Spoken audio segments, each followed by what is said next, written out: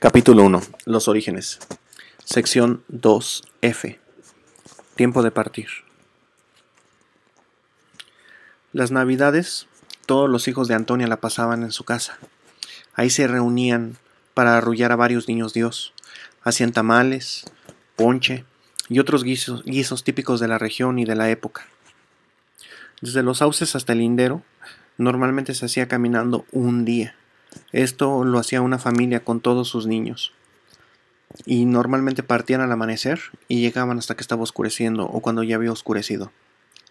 De las pocas luces que se veía en el cerro desde el pueblo de los barcos, una de ellas era la casa de Antonia, ya que siempre tenía una fogata prendida en su patio para cocinar. Los que más mal la pasaban en ese viaje eran los niños, sobre todo los que ya estaban lo suficientemente grandes como para caminar y ya no ser cargados, pero aún estaban muy pequeños como para caminar esa distancia. Entonces estos caminando se querían quedar dormidos del cansancio, pero a estos los animaban diciendo: mira, ya casi llegamos, ahí está la lucecita, ahí te espera tu abuela Antonia. Y entonces los niños sacaban fuerzas de su flaqueza para seguir caminando. Hacia mediados de junio de 1967, Antonia fue a ver a Brígida a su casa de San José del Consuelo. Antonia no sabía andar en camiones, así que para llegar a la casa de Brígida fue en caballo.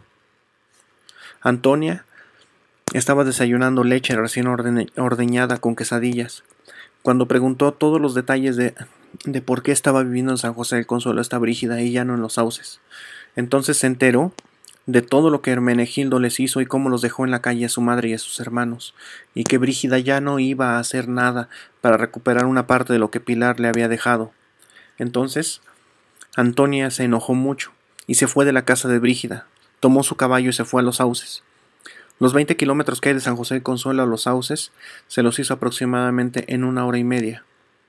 Antonia al momento le ocultó el coraje que había hecho con Brígida, y como Carmen no sabía que esta Antonia había hecho coraje, le ofreció de lo que estaban desayunando, que era carne de puerco con aguacate. Y a consecuencia de eso, Antonia se enfermó del estómago y quedó muy debilitada a causa de la diarrea. Antonia quedó postrada en cama, en la misma cama que habían comprado para cuando Ignacia estaba enferma. Ignacia, que quería mucho a su abuelita, iba a verla cada tarde, después de la escuela, y entonces en una ocasión que fue a verla, esta Antonia le dijo: no estés triste por mí, porque ya casi tengo 100 años. Es normal que los viejos se mueran, pero no se mueren de cualquier cosa. Usualmente un viejo se muere de alguna de las que yo llamo las malas C. Y estas malas Cs son un mal catarro, es decir, una mala gripe, una mala comida, una mala caída, una mala cursera, es decir, una mala diarrea, y un maldito chofer ciego.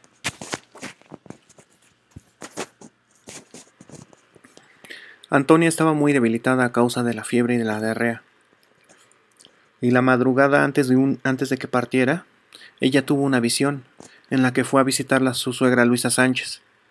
Esta le pidió disculpas por haberle dicho perra, y Antonia le contestó: no, mamá, no te disculpes por decirme así, porque yo ya te he perdonado desde antes de que partieras. Ahora discúlpeme usted por no haber ido a verla cuando usted me llamó. Yo sabía que usted quería disculparse, y no fui capaz de darle esa paz que usted tanto necesitaba. Por eso es que hoy padezco estos dolores, yo lo sé. Después Antonia comenzó a decir repetidamente: ya voy, mamá, ya voy. Esto lo dijo varias veces, casi hasta el amanecer, y cuando ya iba conciliando el sueño, la última vez que habló, dijo: gracias, mamá, y se quedó dormida. A la mañana siguiente, cuando despertó Antonia, Ignacia fue a verla, y ésta le dijo: yo siempre he considerado como ridículas las costumbres que tienen los judíos. Por eso no me gustaban nada las costumbres de mi suegra Luisa Sánchez, a quien también Logré quitarle las costumbres judías a Inés, pero me costó mucho trabajo. Una de ellas, de esas costumbres que no me gustaban, es que no permitían que se consumieran lácteos con carne, y muchísimo menos con fruta, y muchísimo menos si era en época de calor.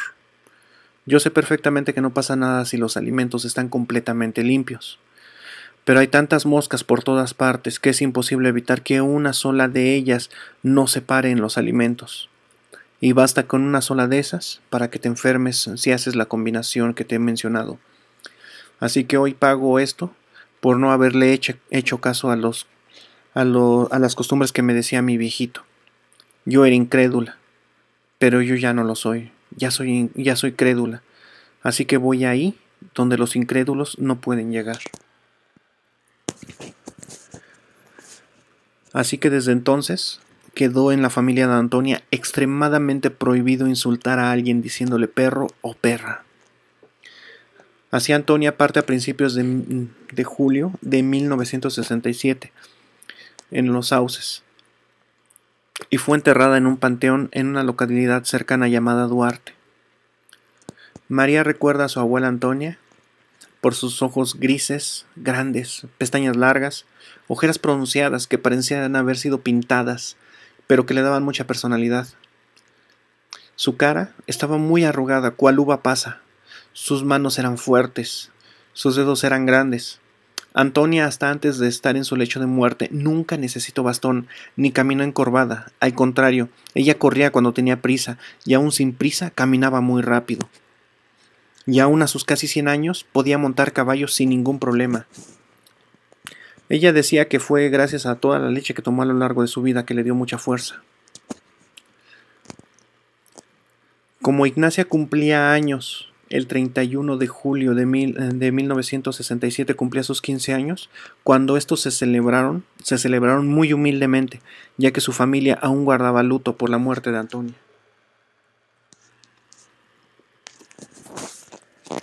La muerte de Teresa. Aquí vemos a Teresa en el rectángulo rojo, acompañada de su mejor amiga aquí en el rectángulo amarillo y la maestra de su grupo de primaria.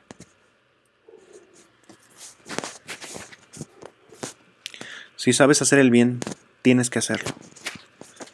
En aquellos días, Irineo acostumbraba mucho reunirse alrededor de una fogata y tocar la guitarra, y cantaba.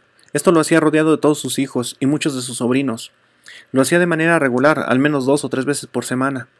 En una ocasión, cuando platicaban y reían alrededor de la fogata, le comentó Patricio a Teresa que cuando él fuera grande, él quería ser como el personaje de la radionovela Porfirio Cadena, a lo cual Teresa le contestó: ese Porfirio Cadena es un personaje ficticio, que sabe hacer el bien y sin embargo hace el mal.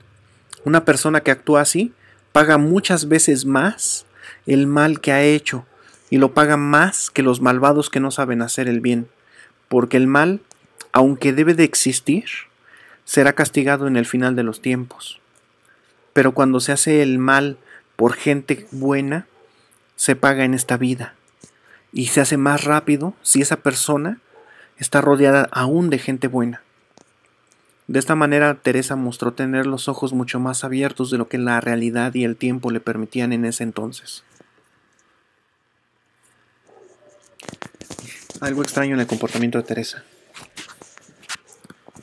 En 1969, Teresa ya tenía 13 años y se empezó a comportar extraño. Cuando llegaba de la escuela con las otras niñas, todas ellas jugaban con sus primos mientras corrían, gritaban de emoción, como todo niño normal. Pero a Teresa le gustaba estar sola. Ella solía cortar flores y ponérselas en la cabeza a modo de corona. Y decía que en sueños le habían revelado que ella era una novia y una reina. También comenzó a descuidar los deberes de casa, porque prefería estar estudiando, y cuando le decían algo sus hermanas mayores, ella contestaba: me esfuerzo mucho en la escuela porque yo quiero ser importante, debido a mis estudios. Porque siento que cuando partes, es decir, cuando mueres, los conocimientos no cesan ahí, sino que te llevas lo aprendido, porque lo volverás a usar. Cuando sus hermanas mayores se enojaban con ella, la acusaban con Carmen y ésta la regañaba. Y Teresa era un poco rebelde, pero se ponía a trabajar siempre que estaba Carmen. El novio de lejos. Teresa tenía un compañero que vivía en una localidad llamada Comanjilla, situada a 9 kilómetros de la escuela de los Sauces. Ahí había un chico que le gustaba. Ignacia se enteró y le hacía burla diciendo: tu novio está tan lejos que no va a venir a verte aunque te pase algo. A lo que Teresa le contestaba: si algo me pasa, él va a venir a verme y tú lo vas a ver. Carmen no se andaba con juegos con eso de los noviecitos. Aunque fuera de broma, si se enteraba las golpeaba. Así que Teresa tenía en secreto ese novio escondido. Aunque todavía no era su novio, solamente habían intercambiado un par de cartas. Pero Carmen ya sospechaba algo. Días después, como Teresa estaba un poco rebelde, Anita fue por ella, con la excusa de que necesitaba que la ayudara con sus hijos, ya que Anita estaba recién aliviada y necesitaba hacer unas compras en la ciudad. Así que se la llevó para que Carmen no la regañara tanto.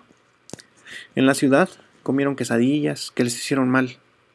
Y a los pocos días, aunque Anita se recuperó, Teresa no lo hizo. Ella seguía mal del estómago. Se le cerró también la garganta y no podía ni tragar ni beber. Así que la llevaron al hospital. Duró 3 días hospitalizada. Sin embargo, ni siquiera le pusieron suero. No pudieron hacer nada, no le pusieron medicamento. Y aunque hubo una junta de médicos, no se pudieron explicar qué es lo que ella tenía. Así que la dieron de alta, sabiendo que moriría en su casa. Ya no tenía diarrea, pero aún les lastimaba mucho el beber agua. Estaba muy ronca y había perdido mucho peso. Ese día en la noche, Teresa le dice a Irineo que si podía dormir con él, así que pegó su petate al de Irineo. Esa noche Carmen, Ignacia, María y las niñas chiquitas durmieron en la cama, mientras que Irineo durmió en el suelo en su petate y Teresa durmió en otro petate junto al de Irineo. Tras un rato, Irineo despertó súbitamente y estaba tratando de recordar su sueño porque pensó que era importante. Cuando Teresa le dijo: «Papá, ¿estás dormido?». Irineo le contestó: No, hija. Estaba tratando de recordar mis sueños, pero cerraba los ojos. Dime qué pasa». Y Teresa le dijo: «Es que tuve una visión en la que había muchas hormigas negras grandes en mi cama, y las sacudía, pero llegaban más y más. No me picaban, pero me daban mucho miedo. ¿Qué será eso, papá?». Irineo le dijo: «Una vez tu abuelo Inés me dijo que Dios habla en sueños, pero solamente a las personas que ama. Y que si Dios me envía un sueño y no sé qué significa, que me vuelva a dormir, pidiéndole a Dios que me explique en el sueño qué significa tal cosa. Haz eso, vuélvete a dormir y pide que te expliquen en el sueño qué significan las hormigas». Así que volvieron a dormir, y tras avanzar un poco la noche, Teresa se volvió a despertar y le dijo a Irineo: «Ya sé qué es, ya sé lo que significan las hormigas, y no debo de preocuparme, porque pronto ya no me dolerá». Entonces Irineo, que si logra recordar su sueño, le dice: «Yo soñé que ibas adelante de mí, en un gran camino. Tu mamá te seguía muy atrás, y atrás de tu madre iba Nachita. Pero Nachita iba poquito delante de mí, y yo las veía desde lejos, y por más que corría, no las lograba alcanzar. Ustedes brincaban los cerros de tan rápido que iban. Primero tú, y luego tu mamá. Creo saber lo que significa, pero no quiero saberlo. Yo temo mucho sufrir el dolor de sufrir esas 3 pérdidas». Teresa le dijo: «Papá, quiero confesarme mañana en la iglesia. Me llevas temprano para que alcance misa el domingo». Irineo le dice: «Yo te llevaré, aunque nadie más vaya tan temprano. No te apures». Irineo se quedó inquieto por lo que ya no pudo dormir. Al día siguiente se fueron antes de que amaneciera al campo a trabajar, pues el calor del sol era insoportable en esos días. Entonces Teresa se levantó e insistió en que la dejaran ir con Irineo e Ignacia a trabajar. Así que Irineo la manda que se ponga su sombrero y su mascada para que no la queme el sol. Ahora Ignacia, cuando están en el campo sembrando, se hace 2 surcos, al igual que Irineo. Teresa solamente hace un surco. Cuando van de regreso para iniciar el nuevo surco y tomar agua, Irineo nota que Teresa está muy pálida y le dice que se fuera a casa a descansar. Como Teresa insiste en quedarse, Irineo le dice: ve con tu madre y dile que nos mande el desayuno, pues ya salió el sol y tenemos mucha hambre. Entonces regresas y sigues trabajando con nosotros. Cuando Teresa se alejó, Ignacia le dice que ya no regrese, será mejor que se quede a descansar en casa. Irineo le contesta: descuida, cuando tu madre la vea tan pálida, no la va a dejar regresar, la va a hacer que desayune y la va a hacer descansar. Cuando llegó a casa, esta Teresa llegó muy agitada. Y entonces, al verla, Carmen le preguntó: ¿qué te pasa, niña? ¿Por qué estás tan asustada? Teresa le contesta: el caballo del vecino de enfrente me estaba persiguiendo y alguien que no conozco lo estaba montando y tenía una capa negra.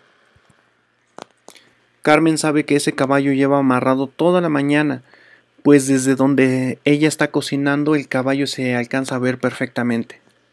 Se preocupa por lo que Teresa vio y la nota enferma, así que le da atole de maíz y agua, pero su estómago estaba muy debilitado y lo arroja. Entonces Carmen la manda a dormir. A mediodía llegan Irineo e Ignacia de trabajar, comienzan a desayunar, y mientras Irineo comía, llegan de visita Anita y otros de sus primos.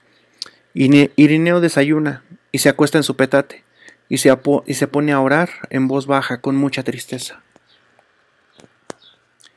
Ignacia se pone a platicar con todos sus primos, y Anita, que está de visita, comienza a reír. Teresa, al escuchar la risa, se levanta y se pone con ellos a contar chistes. Irineo se levanta para ver a Teresa y la mira desde lejos. Entonces uno de sus sobrinos le dice: mire, tío, cómo Teresa ya está mucho mejor. Irineo la ve y casi se pone a llorar de dolor, pues la niña está todavía más pálida y con las ojeras más pronunciadas. Y se fue a dormir, pero porque no había dormido toda la noche y estaba muy cansado. Y fue despertado por los gritos de los muchachos, y se levantó y vio a Teresa tirada, y María le agarraba la cabeza. Teresa le pidió agua, y fue Anita por ella, pero antes de que Anita regresara, Teresa murió. Irineo corre a tratar de reanimarla, pero ya es inútil. Cuando se resigna que ha muerto, se cruza de brazos y dice en voz baja: Dios mío, tú sabes lo que haces. Se queda callado unos instantes y después sale, va a la iglesia y entra a buscar al sacerdote. En la oficina del sacerdote está un hacendado para el cual Irineo había trabajado antes, que escucha lo ocurrido y le dice a Irineo: yo te prestaré mi camioneta para que lleven personas. Entonces Irineo y el sacerdote son llevados en la camioneta de regreso a casa.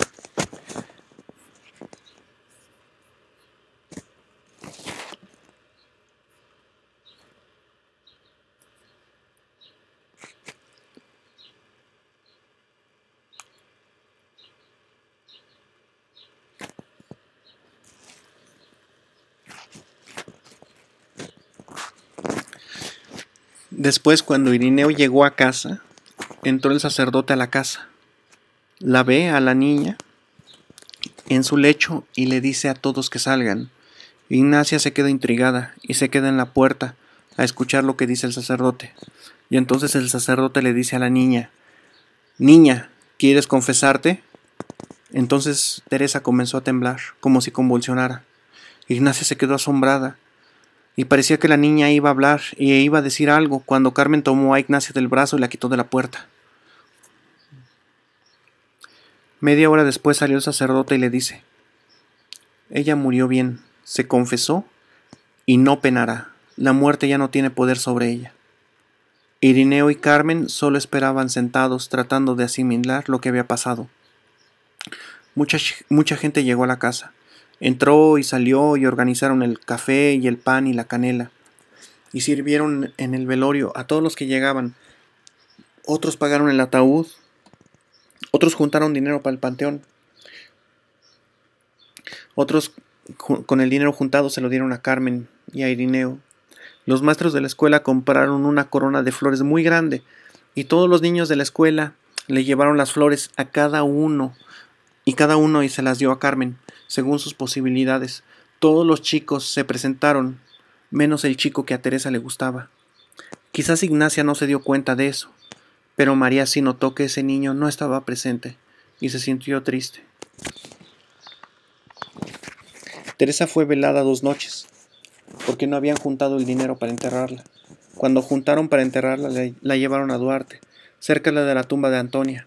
Al final, al llegar al panteón, ya cuando iban a dormir, Irineo y Carmen juntan el dinero que les sobra y en total cuentan 27 pesos. Ese día en la noche, Teresa visita a Irineo en los sueños y le dice: Papá, las hormigas eran mis amigos y mi familia, y cada uno me llevó una flor. Yo lo vi todo. Yo tenía tanto miedo de irme, pero estate tranquilo, papá, porque yo estoy bien. El caballo que me perseguía me llevó a un lugar donde ya no hay miedos ni preocupaciones. Ahora voy a dormir mucho tiempo con la abuela Antonia y el abuelo Inés. Me van a despertar el día de mi boda, cuando me coronen como una reina. Pero antes de eso vendrá mi mamá, luego Nachita y luego te veré. Sé fuerte, papá, porque así tiene que ser. 30 años después, María estaba caminando cerca de la avenida, cuando de pronto una camioneta se detuvo junto a ella. Y de esa camioneta bajó un hombre más o menos de la misma edad que tenía María. Entonces se acercó a ella y le dijo: ¿Usted es hermana de una chica llamada Teresa que falleció en 1969? María afirmó con la cabeza, y el hombre continuó: Yo era el compañero de salón de ella. Yo era quien le mandaba cartitas. No pude asistir al funeral porque mis papás no me dejaron ir. Y siempre tuve ese remordimiento. Siempre quise decirle también a ella que me gustaba mucho. Y por lo menos quería decirle a uno de sus familiares que yo no fui porque no me dejaron. Y ahora que puedo decírselo a usted, es como si un gran peso cayera de mi alma. Muchas gracias por haberme escuchado. Entonces el hombre subió a la camioneta y partió. Fin de la sección 2F.